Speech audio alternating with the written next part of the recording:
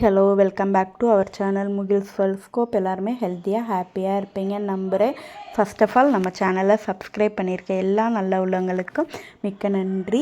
இந்த வீடியோ பார்த்திங்கன்னா 2 டேஸில் எடுத்தது தான். நம்ம சின்ன குட்டி பார்த்திங்கன்னா எவ்வளோ டாய்ஸ் வாங்கி கொடுத்தாலுமே அவங்களுக்கு விளாட்றது இந்த பாத்திரங்கள் தான். அது பெரியவனும் இதே தான் பண்ணால் சின்னவரும் பண்ணிக்கிட்டு இருக்காரு. நம்ம அதே மாதிரி கடைக்கு போனோம்னாலும் டாய்ஸ் கேட்டு அழுகவும் செய்வாங்க. அந்த டாய்ஸ் எல்லாம் தூக்கி ஓரம் வச்சுட்டு நம்மளோட பாத்திரங்களை வச்சு தான் விளாடுவாங்க.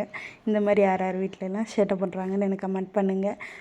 கிச்சன் சைடில் அந்த ஜன்னல் இருக்கும் இல்லைங்க, அதில் புளி உப்பு ஜாடி வச்சுருக்கேன். அது கீழே பார்த்திங்கன்னா எறும்பு அதிகமாக தெரிஞ்சிச்சு. என்னடா இங்கே நிறையா இருக்கே அப்படின்னு பார்த்தா அந்த சின்ன சின்னதாக இருக்குது. என்னன்னு பார்த்தா கசகசா. அந்த கசகசாவை எடுத்துகிட்டு போய் ஸ்டோர் பண்ணுதுங்க. இதெல்லாம் எனக்கு இப்போ தான் தெரியும். ஜீனி சுகர் எடுக்கும், இந்த மாதிரி பருப்பு இதுகளில் இருக்கும். கசகசாவில் நான் இதான் ஃபஸ்ட் டைம் பார்க்குறேன். இதுக்கு இந்த கிராம்பு போட்டோம்னா அந்த எறும்பு தொல்லை வராது. நம்ம சின்ன குட்டி பார்த்திங்களா, நான் என்னென்னத்தை எடுத்து திருப்பி வைக்கிறேனோ அதை ஃபுல்லும் திருப்பி வைப்பான். இந்த மார்கழி பொங்கலுக்கு கலர் கோலம் போட்டதுக்கப்புறம் அந்த கலர்லாம் இருக்கும்ல, அதை தான் போட்டுட்ருக்கேன். எனக்கு அந்த கலர் கோலம்ன்றது ரொம்பவுமே பிடிக்கும். யாருக்கெல்லாம் பிடிக்கும்னு சொல்லுங்கள். அது ஒரு என்ன சொன்னால் ஒரு தெரப்பி மாதிரிங்க. மைண்ட் ரிலாக்ஸாக இருக்கும். எனக்கு ரொம்பவுமே பிடிக்கும்.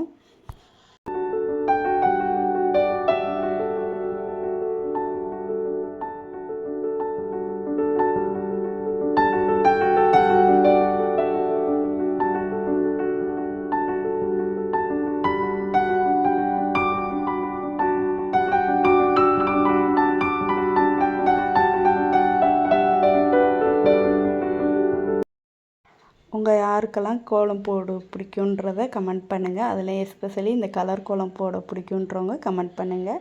என்னோடய கோலம் பிடிச்சிருந்தாலும் கமெண்ட் பண்ணுங்கள். நெக்ஸ்ட் பார்த்திங்கன்னா இது நியூ இயர் அன்னைக்கு எடுத்தது தான். இந்த வீடியோ போஸ்ட் போடவே பண்ணுறதுக்கு மறந்துட்டேன். இதில் இங்கே பெல்ஜம்போ ஹோட்டலுக்கு தான் போயிருந்தோம் குட்டீஸுங்கெல்லாம் கூப்பிட்டு. அங்கே இந்த வாட்டர் ஃபவுண்டேஷன் இருக்குல்ல, அதில் உட்கார வச்சு ஃபோட்டோ எடுக்கலான்னு நினச்சேன். அந்த குட்டீஸுங்களை உட்கார வைக்க முடியுமா? என்னால் முடியலைங்க. இந்த மாதிரி நீங்கள்லாம் யார் குட்டீஸுங்களை ஃபோட்டோ எடுக்கணும் இந்த மாதிரி சேட்டை பண்ணுறாங்கன்னு கமெண்ட் பண்ணுங்கள். ரொம்ப சேட்டை பண்ணியிருந்தாங்க. ஒருத்தன் உட்காந்தா ஒருத்தன் அந்த தண்ணியை விளாடணுன்றான்.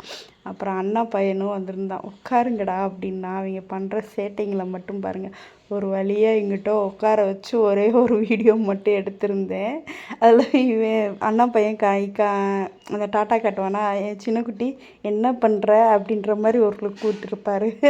அவருக்கு விட்டால் அந்த கீழே உள்ள தண்ணிக்குள்ளே விளாடணும்.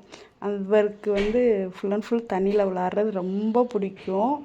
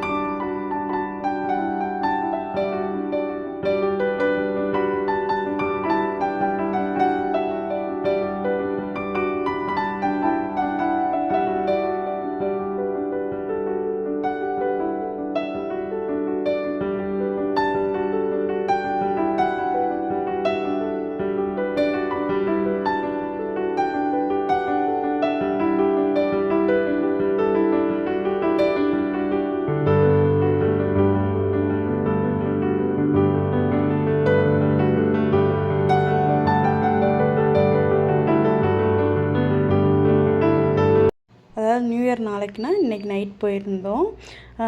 அங்கே அந்த கிறிஸ்மஸோட குடில்லாம் இருந்தது. இங்கே பார்த்திங்கன்னா டபுள் டக்கர் பஸ்ஸு, அப்புறம் அந்த போட்டு, அப்புறம் கார் இதெல்லாம் இருந்தது. இந்த 3 பர்ஸும் பார்த்திங்கன்னா நாங்கள் 3 பேர் ஒன்றா வச்சுருப்போம். அதை தான் ஃபோட்டோ எடுத்து வீடியோ எடுனாங்க. யதார்த்தமாக கொண்டு வந்திருந்தோம். வீடியோ எடுத்துகிட்டு இருந்தேன். நான், அத்தை, அண்ணி 3 பேர் வச்சுருந்தோம். அங்கே போனோடனே இந்த ஸ்பைடர்மேன் இல்லை, இவர் பேர் எனக்கு சரியாக தெரியலை, என்ன பேருன்னு கமெண்ட் பண்ணுங்கள். இவர் வந்து அந்த கேண்டி கொடுத்துக்கிட்டு இருந்தார், அந்த லாலிபாப். அதை வாங்கி ஃபோட்டோ எடுத்துகிட்டு இருந்தோம். ஃபோட்டோ எடுக்கலாமா அப்படின்னா ஓகே நோ ப்ராப்ளம் அப்படின்னு எடுத்துக்கிட்டு இருந்தார். அப்புறம் அவங்கவுங்களுக்கு பிடிச்ச டிஷ் எல்லாம் ஆர்டர் பண்ணி சாப்பிட்டுட்டு இருந்தோம்.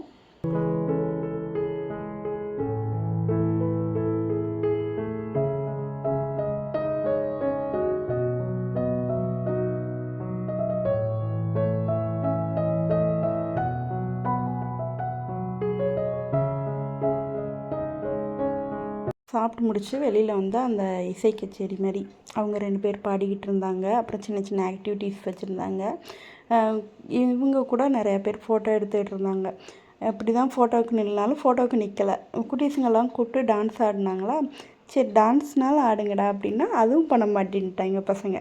வீட்டில் பாருங்கள், ஆனால் ரகலை பண்ணுவாங்க. நான் என்றைக்குனாலும் ஆடும்போது வீடியோ எடுத்து போடுறேன் பாருங்கள். அங்கேயும் போகலை. இப்படி தான் என்ஜாய் பண்ணிவிட்டு அன்றைக்கி நைட்டு வீட்டுக்கு வந்துட்டோம். இரும்பு கடாய் வந்து சீசன் பண்ணுறது எப்படின்னு நான் சொல்கிறேன். இதுவே நான் தான் ஃபஸ்ட் டைம் தாங்க. நானுமே வந்து யூடியூப்ஸ் எல்லாம் பார்த்துட்டு தான். ஆனால் நான் பண்ணதுக்கப்புறம் பார்த்திங்கன்னா சூப்பராகவே இருக்குது, நல்லா யூஸ்ஃபுல்லாக இருக்குது. இரும்பு கடாயெல்லாம் பார்த்திங்கன்னா நம்மளோட ஒன் டைம் இன்வெஸ்ட்மெண்ட்டு தான். அது வந்து எப்படின்னு பார்த்திங்கன்னா காலங்காலத்துக்கு வரும். நல்லா வந்து க்ரீஸ் எல்லாம் இருக்கும், அந்த மாதிரி கருப்பாக நல்லா க்ரீஸ் இருக்கும். நல்லா தண்ணியை விட்டு அலசிட்டு என்ன லிக்விட் யூஸ் பண்ணுறீங்களோ, லிக்விடோ சோப்போ நீங்கள் யூஸ் பண்ணுறத எடுத்துக்கோங்க. ஸ்டீல் ஸ்க்ரப்பர் போடாதீங்க. இந்த மாதிரி பாஞ்சு இருக்கும்ல, அந்த மாதிரி ஸ்க்ரப்பர் எடுத்துகிட்டு நல்லா ஃபுல்லாக வாஷ் பண்ணிக்கோங்க, தேய்ச்சிக்கோங்க. இந்த மாதிரி ஸ்க்ரப்பரை வச்சு ஃபுல்லாக தேய்ச்சிருங்க. இது வந்து ஒரு 1 to 3 டைம்ஸ் கூட பண்ணுங்கள். ஏன்னா அந்த க்ரீஸ் வந்து உங்களுக்கு நீங்கள் தடவி பார்த்திங்கன்னா அந்த ஆயில் பிசு இருக்கக்கூடாது. அந்த அளவுக்கு நீங்கள் வந்து நல்லா தேய்ச்சி ஒரு 1 to 3 டைம்ஸ், நான் ஒரு 3 டைம்ஸ் வாஷ் பண்ணேன். அந்த மாதிரி வாஷ் பண்ணி எடுத்துக்கோங்க.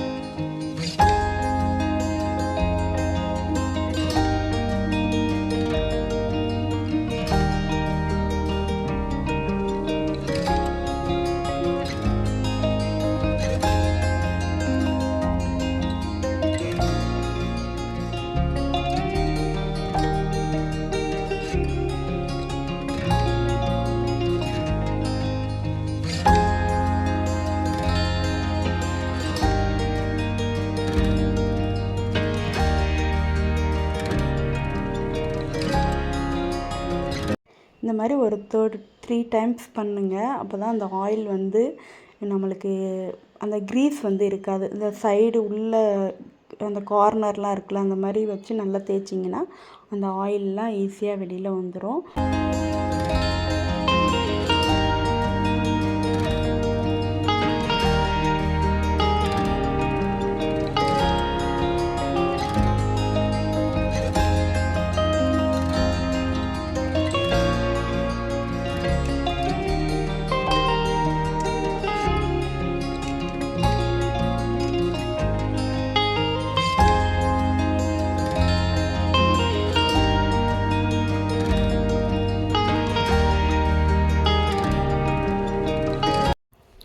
இப்போ பார்த்தீங்கன்னா இருந்த நான் ஸ்டார்டிங்கில் கட்டும்போது எவ்வளோ கையில் பிளாக்காக தெரிஞ்சிச்சு. இப்போ பாருங்களேன் கம்மியாயிடுச்சு. இதை அப்படியே நீங்கள் அடுப்பில் எடுத்து வைக்காமல் தொடச்சிருங்க. ஒரு வெட் கிளாத் வச்சு இந்த ஈரத்தெல்லாம் தொடச்சிட்டு அப்புறம் இந்த இது வைங்க. இதுக்கு முன்னாடி நான் ஒரு ப்ராசஸ் பண்ணேன், அதை நான் காட்ட மறந்துட்டேன். என்னென்னா ஆயில் ஸ்டவ்வில் வச்சதுக்கப்புறம் கொஞ்சமாக ஆயில் விட்டு ஒரு ஒயிட் கிளாத்தோ இல்லாட்டி டிஷ்யூவோ வச்சு ஒரு 2-3 தடவை தொடச்சிங்கன்னா எக்ஸஸாக இருக்கிற அந்த பிளாக்கும் வந்து க்ரீஸும் வெளியில் வந்துடும். அதுக்கப்புறம் எண்ணெய் விட்டு இந்த மாதிரி ஆனியனை வச்சு ஃபுல்லாக எல்லா சைடுமே ரப் பண்ணி எடுத்துருங்க.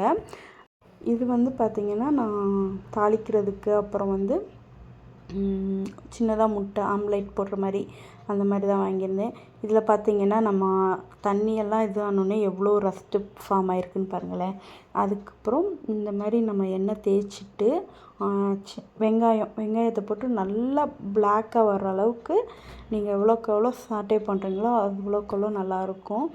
இதில் பார்த்திங்கன்னா நம்ம உள்ளே யூஸ் பண்ணுறதுக்கு மட்டும் ஆயில் அப்ளை பண்ணக்கூடாது. சுற்றி எல்லா எட்ஜஸ்க்குமே பேக் சைடும் நம்ம வந்து ஆயில் அப்ளை பண்ணணும். இந்த மாதிரி நல்லா புகை வந்ததுக்கப்புறம் நம்ம கட் பண்ணி வச்சுருக்க ஆனியனை சேர்த்துட்டு நல்லா ரோஸ்ட் பண்ணிக்கலாம். நல்லா ஓரளவுக்கு பிளாக்காக வரணும். வந்தீங்கன்னா தான் அந்த சீசனிங் வந்து சூப்பராக இருக்கும்.